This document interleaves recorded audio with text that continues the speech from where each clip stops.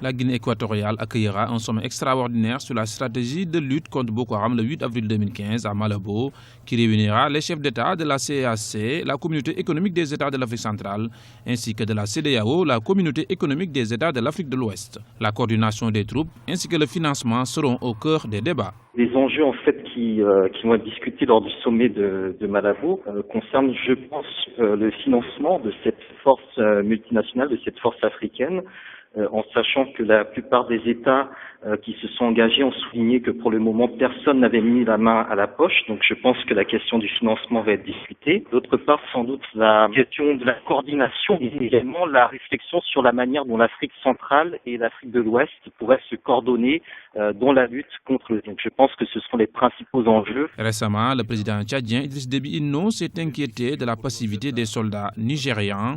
La répartition de l'effort de guerre sera donc également au centre des discussions. On peut penser qu'il va être renforcé, mais encore une fois, il faut des moyens. Le président Déby a régulièrement souligné que pour le moment, le Tchad en fait supportait un effort de guerre qui n'a pas les moyens de maintenir dans la durée. Donc il faut financer cette armée à l'échelle régionale. Donc je pense très sincèrement que la question du financement et par conséquent du commandement va être âprement discutée et débattue. Rappelons que les chefs d'État et de gouvernement de la Communauté économique des États de l'Afrique centrale avaient réaffirmé à Yaoundé lors du sommet de la CEEAC, la Communauté économique des États de l'Afrique centrale, le 16 février 2015, leur ferme volonté de soutenir les efforts de guerre du Tchad et du Cameroun au travers d'un plan de guerre à hauteur de 50 milliards de francs CFA.